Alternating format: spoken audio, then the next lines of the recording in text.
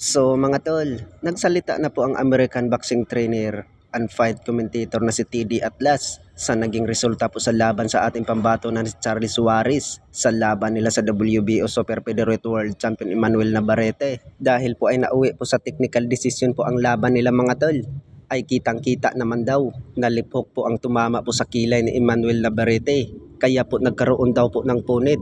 Ay dagdag pa nga ni Teddy Atlas mga tol na bakit hindi ni-review kaagad ang laban nila, na sigurado naman daw dyan mga tol na panalo daw po ang Pinoy, ang ating pambato na si Charlie Suarez. Samantala ay pinipilit pa rin ni Emmanuel Navarrete na hitbat daw po ang tumama po sa kanyang kilay, kaya po nagkaroon po ng sugat. Sa kabilang banda naman mga tol ay nag-alala po ang trainer of the year na si Robert Garcia, ang tagahanga po sa ating pambansang kamao Manny Pacquiao.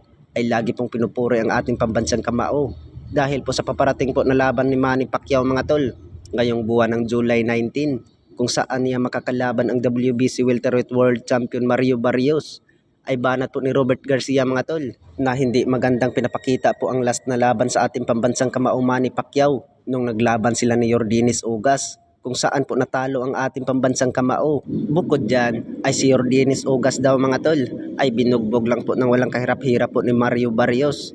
Nag-alala po itong si Robert Garcia mga tol sa ating pambansang kamao Manny Pacquiao dahil po ay may edad na itong si Manny Pacquiao na 46 years old at si Mario Barrios naman mga tol ay may edad po na 29 years old. Bukod dyan ay dagdag pa nga ni Robert Garcia mga tol na suportaan na lang po natin ang ating pambansang kamao Manny Pacquiao dahil ay wala tayong magagawa kung gugustuhin niyang labanan itong si Mario Barrios. At dagdag ni Robert Garcia na kayang-kaya daw ni Manny Pacquiao basta magandang kondisyon daw po ang ating pambansang kamao.